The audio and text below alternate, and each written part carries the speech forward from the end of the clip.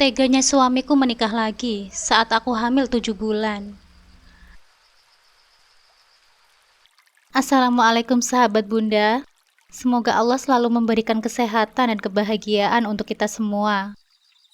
Buat sahabat Bunda yang sudah subscribe, semoga rezekinya dilancarkan ya.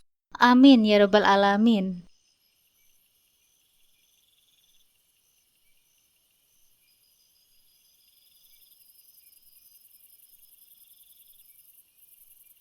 Namaku Dea. Aku dan Rizky suamiku pernah menjadi teman sekelas di SMA. Mungkin ada hal-hal dalam hidup yang selalu terpatri dalam ingatan. Meski aku tidak menganggapnya penting saat itu terjadi, bagiku salah satunya adalah kenangan masa sekolah. Di masa itu, hidup kami penuh dengan tawa, canda, dan kenakalan khas remaja. Namun tidak pernah terfikir olehku bahwa nantinya Rizky akan menjadi imamku dalam kehidupan berumah tangga. Di sekolah, Rizky adalah sosok yang periang dan mudah bergaul, dan selalu bisa membuat teman-temannya tertawa, termasuk aku. Meski kami satu kelas, hubungan kami tidak lebih dari sekedar teman biasa. Rizky dengan segala pesonanya saat itu sudah memiliki pacar, begitu pula denganku. Tak pernah ada perasaan istimewa yang muncul. Hanya obrolan ringan sesekali tawa bersama. Namun, kehidupan sekolah berlalu begitu cepat. Setelah kelulusan, kami pun berpisah.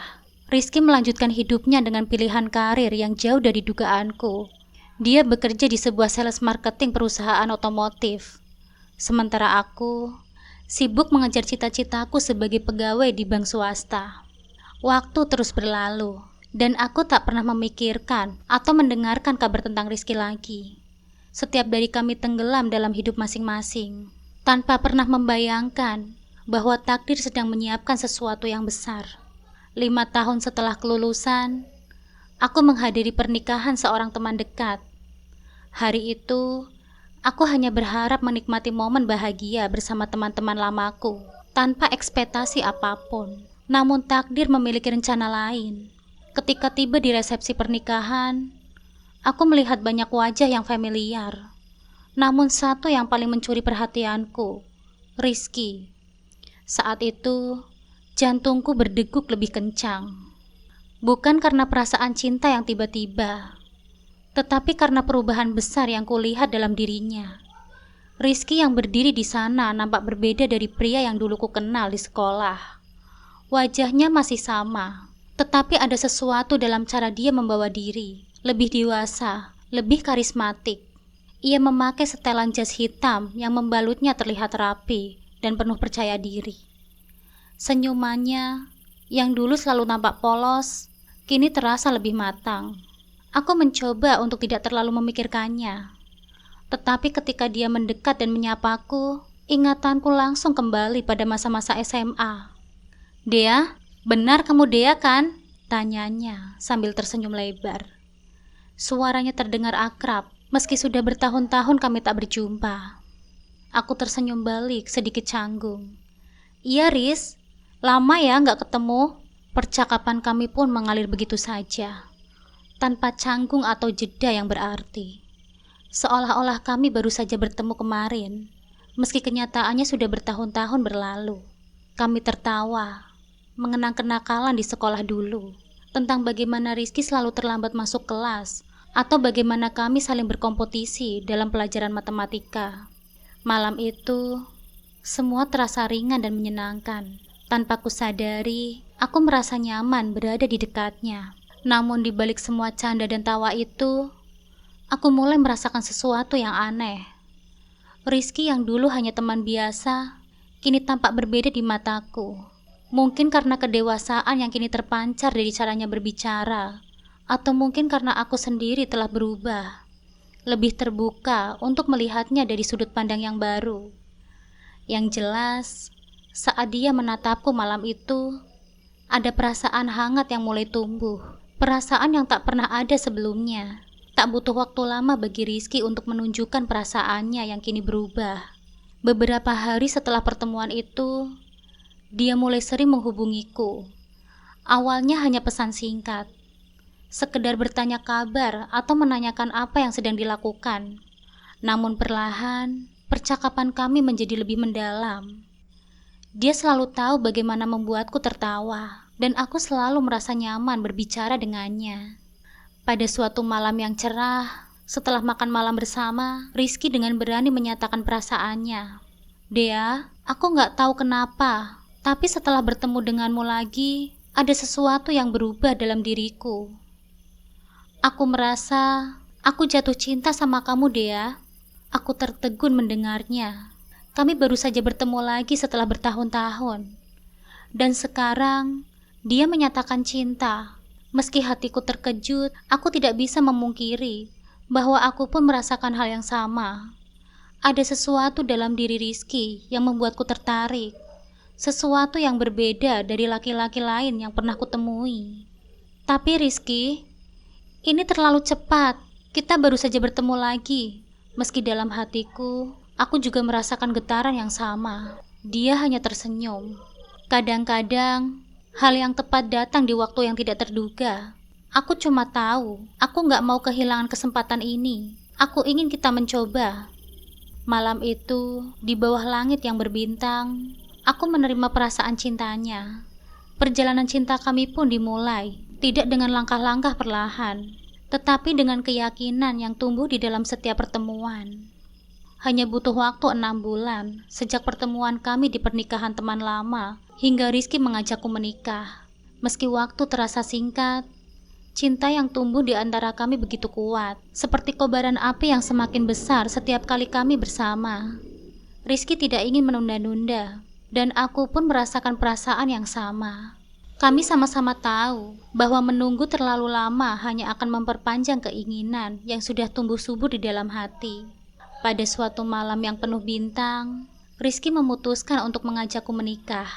Bukan dengan lamaran yang rumit atau rencana yang terencana rapi, melainkan dengan kesederhanaan yang penuh ketulusan.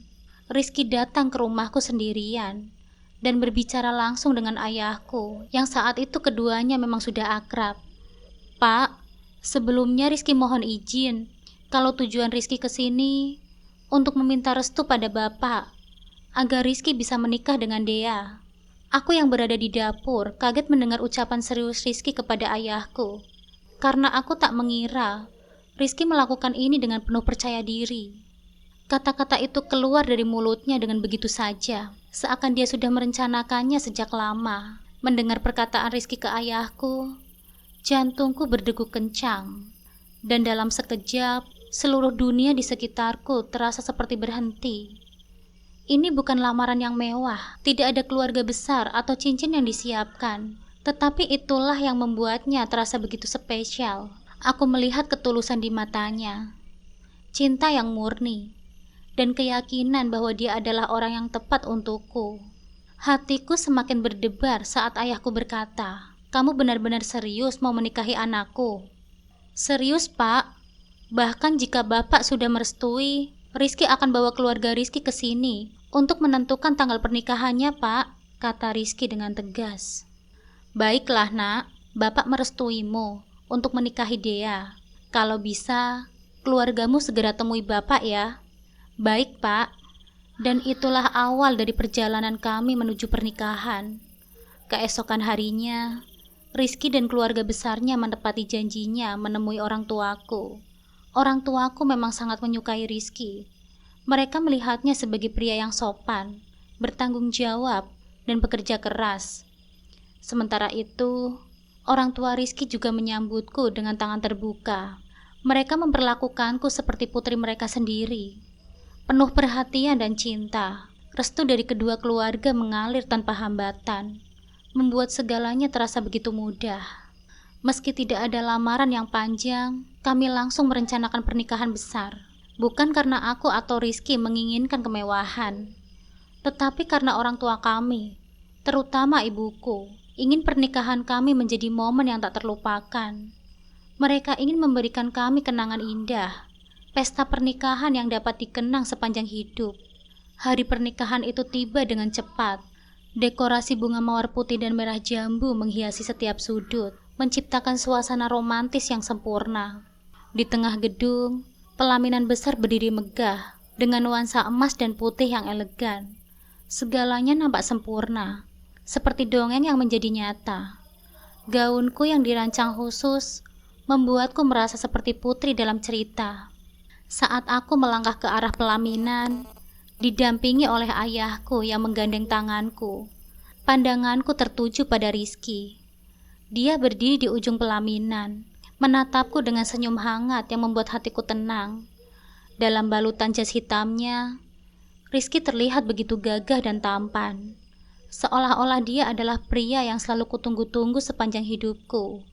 Mas Rizky, aku benar-benar beruntung bisa bersamamu, pikirku dalam hati, sambil melangkah semakin dekat ke arahnya. Ketika ijab kabul selesai, suasana seketika dipenuhi oleh suara takbir dan doa restu dari keluarga besar, serta para tamu undangan. Air mataku jatuh tanpa kusadari. Ini adalah momen yang terindah dalam hidupku. Saat aku resmi menjadi istri dari pria yang kucintai, seorang sahabat lama yang kini menjadi teman seumur hidupku. Pernikahan kami bukan hanya soal kemewahan dan pesta besar. Di balik segala kesenangan itu, ada harapan besar dari kami berdua untuk segera memiliki anak. Bagi kami, memiliki keluarga kecil yang bahagia adalah impian terbesar. Sesuatu yang selalu kami bayangkan setiap kali kami berbicara tentang masa depan. Setelah pernikahan, kami pindah ke rumah yang baru saja kami beli bersama. Rumah itu tidak terlalu besar, tetapi cukup untuk kami berdua. Ada halaman kecil di belakang. Tempat kami sering membayangkan akan bermain dengan anak-anak kami kelak. Malam-malam setelah pernikahan kami selalu diisi dengan percakapan hangat, membicarakan nama-nama yang mungkin akan kami berikan kepada anak kami nanti. Aku membayangkan seperti apa rupa mereka. Aku ingin punya anak laki-laki dulu ya sayang, Rizky sering berkata dengan senyum penuh harap. Biar nanti bisa jadi kakak yang melindungi adik-adiknya. Aku hanya tertawa setiap kali dia mengatakan itu. Tetapi di dalam hatiku, aku pun memiliki harapan yang sama. Setiap malam aku berdoa agar kami segera diberikan keturunan, agar rumah kami yang masih sepi ini segera dipenuhi oleh suara tawa dan tangis bayi. Namun seiring berjalannya waktu, harapan kami untuk segera memiliki anak tidak semudah yang kami bayangkan. Sudah berbulan-bulan sejak pernikahan kami, tapi belum ada tanda-tanda kehamilan. Pada awalnya, aku masih bisa berpikir positif. Mungkin belum waktunya. Mungkin kami perlu bersabar. Namun setelah setahun berlalu, kekhawatiran mulai muncul. Rizky yang awalnya sangat bersemangat, mulai sering terlihat cemas. Meskipun dia tidak pernah menyalahkanku, aku bisa merasakan kekecewaan dalam dirinya. Setiap kali kami bertemu dengan teman-teman yang sudah memiliki anak, pandangannya selalu berubah. Seolah-olah dia sedang bertanya-tanya kapan kami bisa menyusul mereka. Di titik ini, Rizky mulai mengusulkan sesuatu yang belum pernah kupikirkan sebelumnya. Sayang, bagaimana kalau kamu berhenti kerja dulu? Mungkin kalau kamu lebih fokus di rumah, bisa mempercepat kehamilan. Aku yang saat itu bekerja sebagai teller di bank swasta, sedikit terkejut dengan usulan itu. Pekerjaan adalah salah satu hal yang membuatku merasa mandiri dan berharga. Namun aku tahu bahwa menjadi seorang ibu adalah impianku juga. Setelah berbicara panjang lebar dan mempertimbangkan banyak hal, aku akhirnya setuju untuk mengundurkan diri dari pekerjaanku dan fokus pada rumah tangga. Keputusan itu terasa berat, tetapi demi mimpi kami untuk segera memiliki anak, aku rela melepaskan karirku.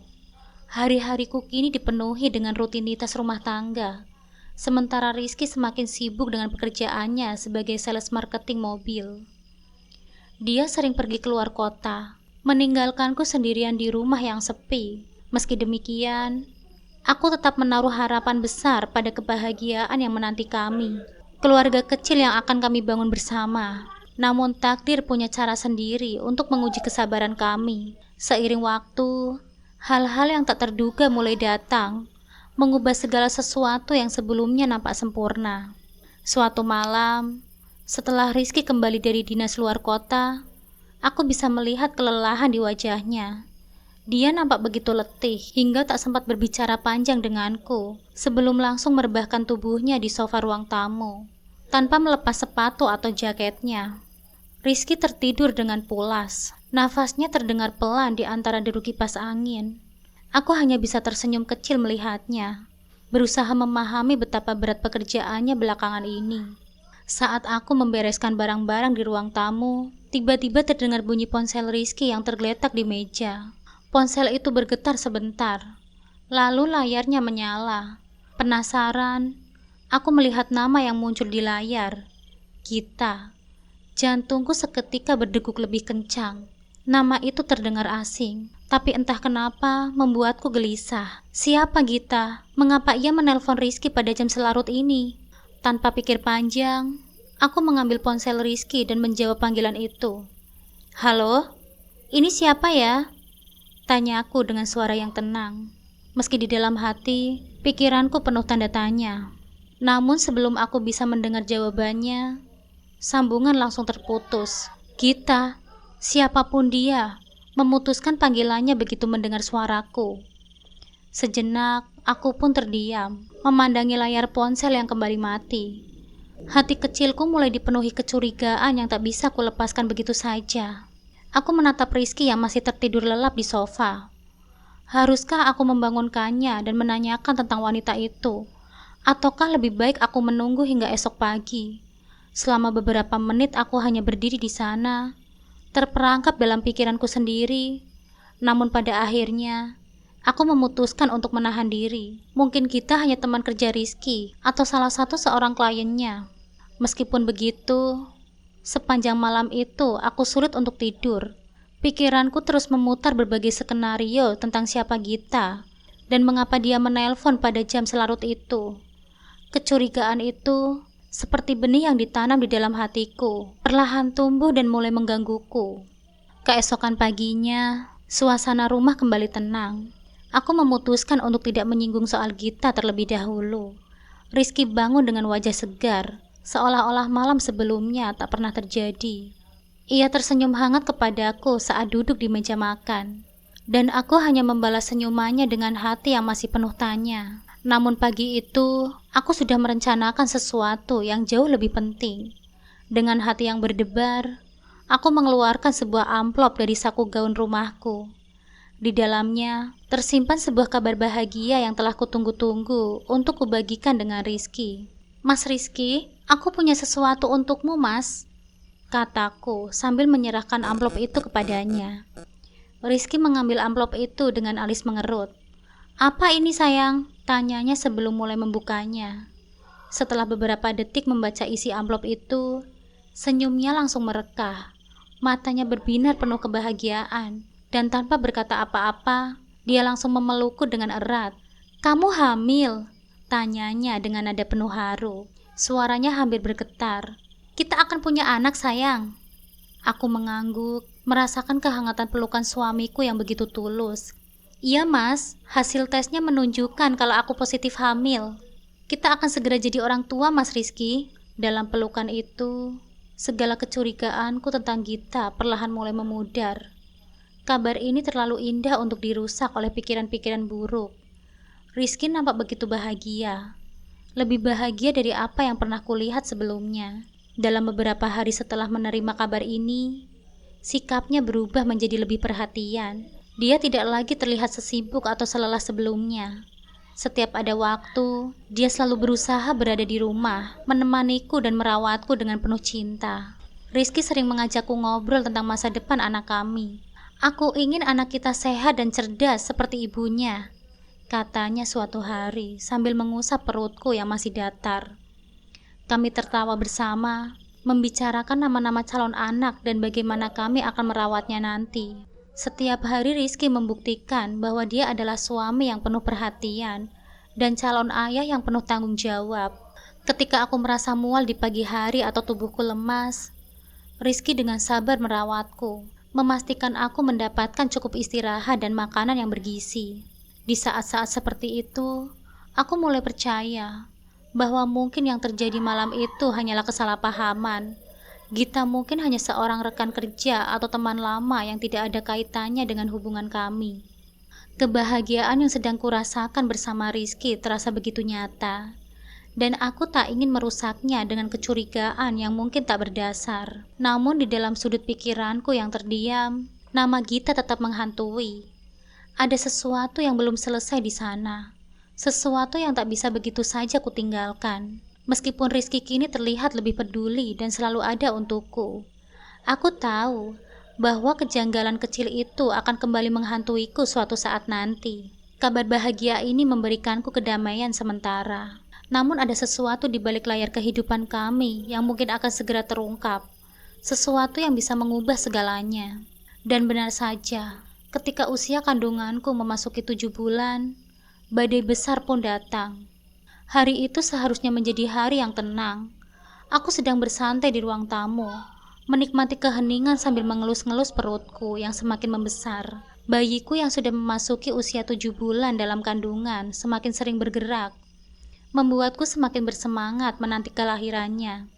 Rizky, yang kini semakin perhatian, selalu berusaha pulang tepat waktu dari pekerjaannya sebagai sales marketing mobil. Setiap malam dia tidak pernah lupa berbicara kepada bayi di perutku, menciptakan harapan indah tentang masa depan keluarga kecil kami. Namun hari itu, segala harapan dan kebahagiaan yang telah kami bangun selama ini pun retak. Ponselku bergetar, dan sebuah pesan dari Nisa, sahabat lamaku, muncul di layar teleponku. "Dea, kamu harus lihat ini," tulisnya, diikuti dengan tautan undangan online. Dengan perasaan penasaran, aku membuka tautan itu. Foto sepasang pengantin terpampang di layar. Namun yang membuatku terkejut setengah mati adalah siapa yang ada di dalam foto itu. Pria yang berdiri di sana dengan senyum bahagia di samping seorang wanita cantik bukanlah orang asing bagiku. Itu adalah Rizky, suamiku sendiri.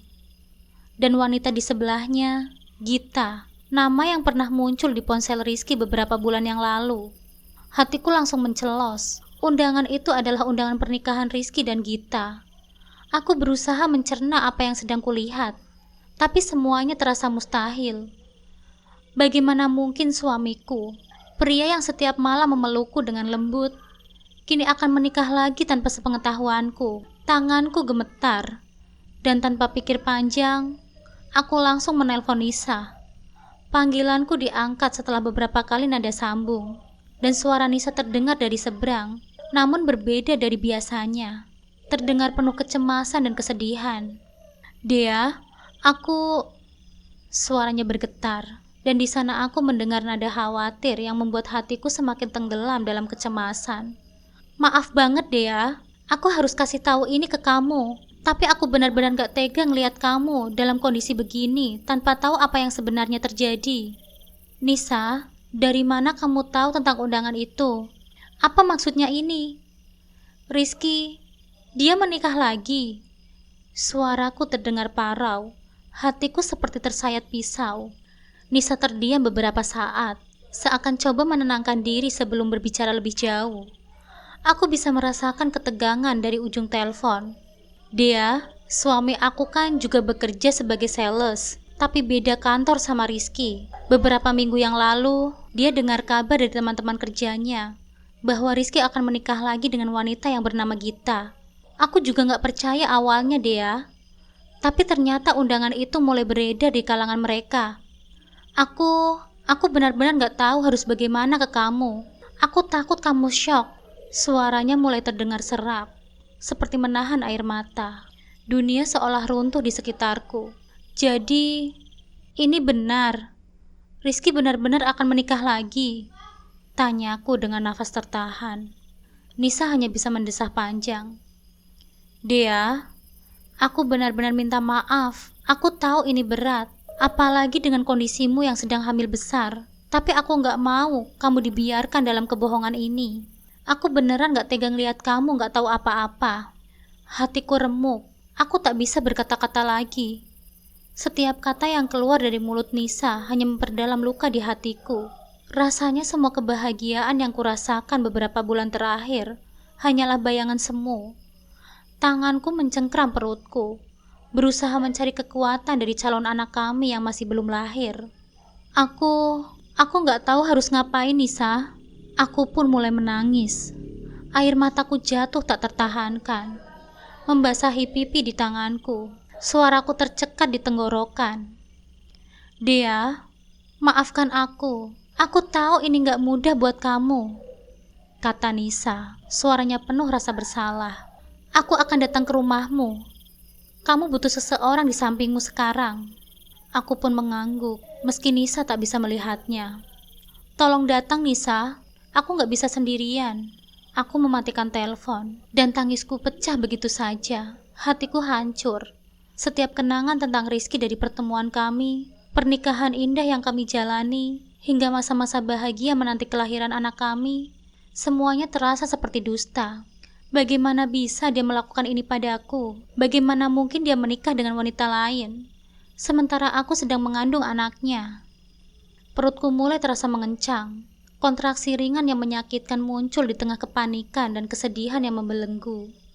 Aku menarik nafas dalam-dalam, mencoba menahan diriku. Tidak, aku tidak boleh larut dalam emosi ini. Aku harus kuat, setidaknya untuk bayi ini. Tapi bagaimana caranya? Bagaimana aku bisa melewati ini semua seorang diri? Nisa tiba setengah jam kemudian. Begitu melihat wajahku yang sembab dan lemah, dia langsung memelukku erat. Maafkan aku, Dea. Maaf banget. Aku harus jadi orang yang kasih tahu kamu soal hal ini. Aku hanya bisa menangis dalam pelukan Nisa, merasakan kehangatan dari sahabatku yang berusaha menenangkanku, meski ia sendiri juga terpukul melihat kondisiku. Setelah beberapa saat, Nisa duduk di sebelahku, menggenggam erat tanganku. Aku di sini, Dea. Apapun yang kamu butuhkan, aku akan bantu. Kamu gak sendirian. Di antara isak tangisku, aku mencoba menguatkan diriku. Aku tahu apa yang harus aku lakukan, meskipun itu terasa sangat sulit. Ini adalah badai besar yang pernah menghantam hidupku, dan aku tidak tahu apakah aku akan bisa melewatinya. Tapi satu hal yang pasti, aku harus menghadapi kebenaran ini. Meski hatiku terluka parah. Nis, aku harus tahu lebih banyak tentang Gita. Aku gak bisa cukup duduk di sini tanpa melakukan apa-apa, kataku sambil menahan tangis yang belum juga reda. Hatiku hancur, tapi rasa penasaranku mengalahkan semuanya. Siapa sebenarnya Gita? Bagaimana mungkin dia bisa menikah dengan suamiku tanpa aku tahu apa-apa? Nisa menatapku, terlihat ragu sejenak, tapi kemudian mengangguk. Kita bisa mulai dari media sosial. Siapa tahu ada informasi yang bisa kita dapatkan di sana, katanya dengan pelan. Aku mengangguk, dan kami segera membuka ponsel. Tanganku bergetar saat mulai mengetik nama Gita. Di kolom pencarian Instagram, ada ratusan akun bernama Gita. Namun setelah menambah nama belakangnya yang kudapatkan dari undangan, akun yang kami cari pun muncul. Foto profilnya memperlihatkan seorang wanita dengan senyum menawan, mengenakan gaun anggun yang nampaknya sangat mahal. Dengan nafas tertahan, aku membuka akun tersebut. Yang kulihat berikutnya seolah-olah menusuk hatiku lebih dalam lagi. Berderet-deret foto Rizky bersama Gita terpampang jelas di feed Instagramnya, seakan mereka adalah pasangan yang sempurna. Gita memamerkan kemesraan mereka dengan berbagai caption yang romantis, seolah-olah ingin mengumumkan kepada dunia bahwa dia telah memiliki pria yang diinginkan oleh banyak wanita, suamiku. Aku mengulir ke bawah, menelusuri setiap foto dengan hati yang semakin remuk. Ada foto mereka berdua di restoran mewah, liburan bersama, bahkan Rizky menggendong kucing kecil di samping Gita yang tersenyum lebar. Tapi yang paling menghancurkan adalah undangan terbaru, foto Rizky dan Gita dengan pakaian pengantin. Nafasku terhenti. Foto itu jelas diambil hari ini. Mereka berdua berdiri dengan senyum lebar, sementara tamu-tamu di sekitarnya nampak bersorak dan bertepuk tangan. Aku melihat Rizky yang berdiri tegap, memegang tangan Gita dengan penuh percaya diri, seolah-olah dia adalah pria yang paling bahagia di dunia. Sebuah caption menyertai, "Akhirnya hari terindah dalam hidupku datang. Sebentar lagi aku akan menjadi istrimu, sayangku Rizky." Rasanya seperti ditampar keras. Mataku terbelalak. dan air mata yang tadinya sudah mulai mereda kembali mengalir tanpa henti. Aku tak bisa mempercayai apa yang kulihat. Hari ini, suamiku menikah lagi dengan wanita lain, dan dia bahkan tidak sedikit pun merasa bersalah atau menyembunyikannya dari dunia. Gita dengan bangga memamerkan pernikahan mereka di media sosial, seolah-olah aku tak pernah ada di dalam hidup Rizky. Nisa yang duduk di sampingku juga terdiam. Matanya melebar saat melihat foto-foto itu. Jelas tak kalah terkejut dariku. Dea, aku nggak tahu harus ngomong apa. Ini semua benar-benar gila. Ucapnya dengan suara pelan, hampir tak terdengar. Tanganku bergetar, menutup layar ponselku dengan cepat.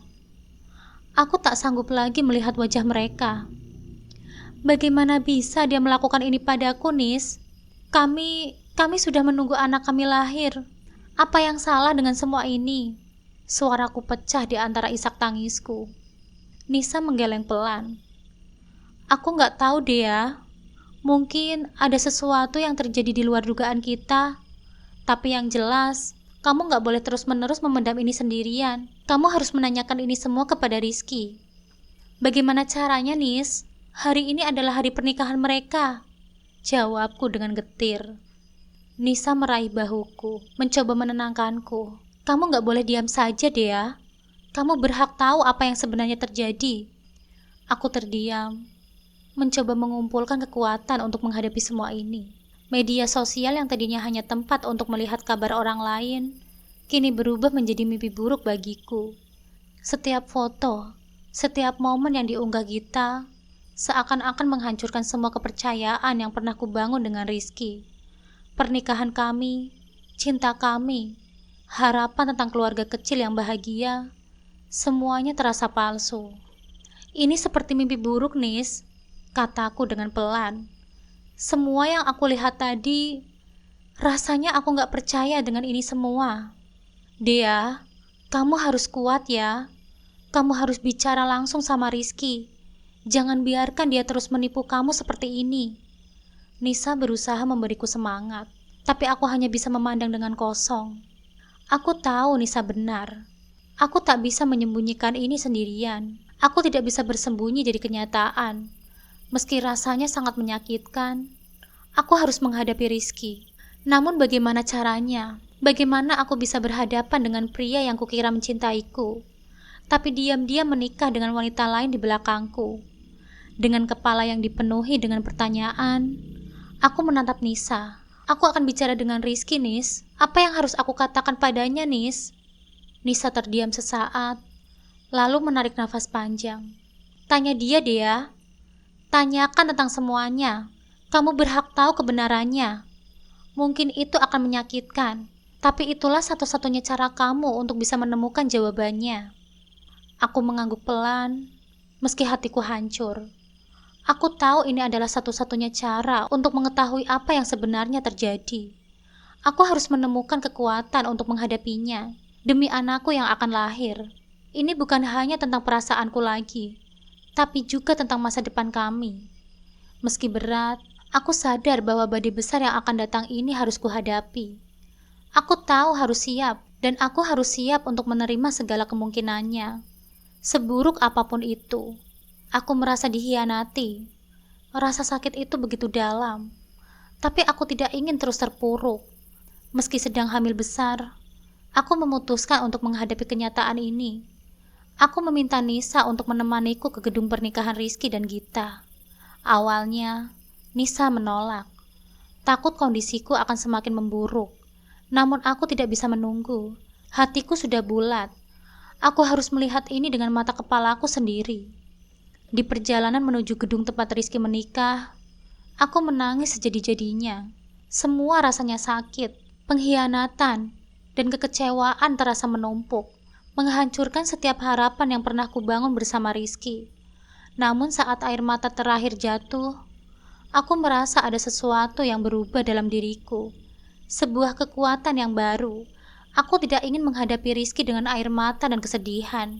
Tidak, aku ingin menghadapi kenyataan ini dengan kepala tegak, dengan kekuatan yang tak tergoyahkan. Saat tiba di gedung pernikahan, Nisa siap menemaniku, menatapku dengan khawatir. Dea, kamu yakin mau melakukan ini? Aku mengangguk mantap. Iya, Nis, aku harus melakukan ini. Ini bukan cuma tentang aku. Ini tentang anakku, tentang masa depan kami. Aku tidak bisa terus bersembunyi. Nisa memelukku erat, memberikan kekuatan terakhir yang kubutuhkan. Aku ada di belakangmu. Apapun yang terjadi, kamu gak sendirian, Dea. Ketika aku membuka pintu utama gedung itu, pemandangan yang kulihat membuat hatiku remuk kembali. Di atas panggung, Rizky sedang duduk berhadapan dengan penghulu. Mereka sedang melangsungkan ijab kabul. Perasaanku campur aduk, kemarahan, kesedihan, dan pengkhianatan. Semuanya bergejolak dalam dada. Tapi aku tidak membiarkannya menguasai diriku. Tidak hari ini. Dengan langkah cepat, aku maju ke depan. Semua mata tertuju padaku. Wajah-wajah terkejut dari para tamu yang mengenaliku. Saat sampai di depan panggung, aku meraih mikrofon yang dipegang MC. Wajah Rizky memucat begitu melihatku. Dia nampak panik dan Gita menatap bingung ke arahku. Aku berdiri di sana, di depan ratusan mata yang memperhatikanku. Dan dengan suara tenang, tanpa emosi, aku mulai berbicara. Selamat siang semuanya. Saya tidak ingin mengganggu acara ini, tapi ada sesuatu yang harus saya sampaikan. Rizky mencoba berdiri, ingin menghentikanku, tapi aku menatapnya tajam, membuatnya terdiam di tempat. Saya adalah Dea, lanjutku. Suaraku bergetar jelas, meski dadaku bergemuruh. Saya adalah istri sah dari Rizky, yang sedang duduk di sana, di samping wanita yang kalian kenal sebagai Gita. Saya juga sedang mengandung anaknya, yang kini sudah berusia 7 bulan. Kami sudah menikah selama 2 tahun. Dan saya tidak pernah menyangka bahwa suami saya akan berdiri di sini, di depan semua orang, untuk menikah lagi tanpa sepengetahuan saya. Seketika suasana hening. Aku bisa merasakan bisikan-bisikan mulai menyebar di antara tamu-tamu. Wajah Rizky nampak pucat pasi, sementara Gita hanya terdiam. Mungkin tak tahu harus bereaksi bagaimana. Saya tidak datang ke sini untuk memohon atau memelas. Saya hanya ingin keadilan. Rizky, kamu sebagai suamiku, sebagai ayah dari anak yang aku kandung. Aku meminta satu hal darimu di depan semua orang ini. Aku menatapnya dengan tegas, penuh keberanian yang entah dari mana datangnya. Ceraikan aku, talak aku di sini, di hadapan mereka. Rizky terlihat bingung, seolah tidak percaya dengan apa yang baru saja kukatakan. Dea, jangan begini. Aku bisa jelaskan semuanya. Aku menggeleng. Tidak ada yang perlu dijelaskan. Apa yang kulihat sudah cukup jelas. Aku tidak ingin memaafkanmu, Rizky. Aku hanya ingin kamu menunaikan kewajibanmu. Ceraikan aku. Tamu-tamu mulai berbisik lebih keras. Beberapa bahkan terlihat syok dan tak percaya. Gita memegang tangan Rizky dengan erat. Mungkin berharap dia akan mengatakan sesuatu untuk membela dirinya. Tetapi Rizky terdiam. Aku bisa melihat keraguannya, seolah dia tidak siap untuk menghadapi kenyataan ini. Rizky, suaraku tegas. Lakukan sekarang juga. Rizky menundukkan kepalanya, menghela nafas panjang. Dengan suara yang bergetar, dia akhirnya berkata, Baiklah Dea, aku talak kamu sekarang. Hening. Hanya suara nafas orang-orang di sekitar yang terdengar. Aku merasa seluruh duniaku runtuh di sekitarku. Tapi anehnya, aku merasa ringan. Beban yang selama ini menghimpitku perlahan mulai terangkat.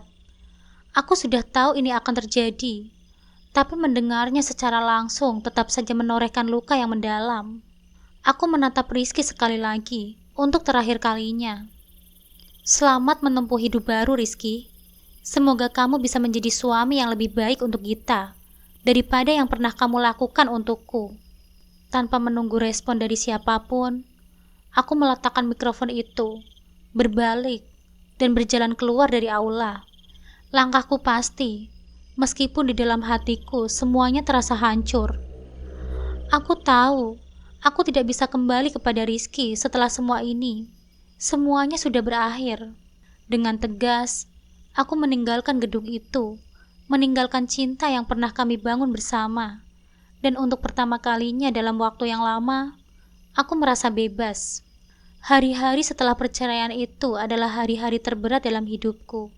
Aku kembali ke rumah orang tuaku, berusaha bangkit dari keterpurukan. Kehamilanku yang semakin besar membuatku harus tetap kuat demi anakku. Meskipun hatiku hancur, aku tahu aku harus terus berjalan, membesarkan anakku tanpa dendam. Dan pada akhirnya, aku melahirkan seorang bayi laki-laki yang sehat. Momen kelahirannya menjadi titik balik dalam hidupku. Aku merasa telah menemukan tujuan hidup yang baru. Bayiku adalah segalanya bagiku. Aku berjanji untuk membesarkannya dengan penuh cinta, tanpa membiarkan rasa sakit masa lalu menghantui masa depan kami. Setelah semua badai yang kulalui, aku menemukan kedamaian.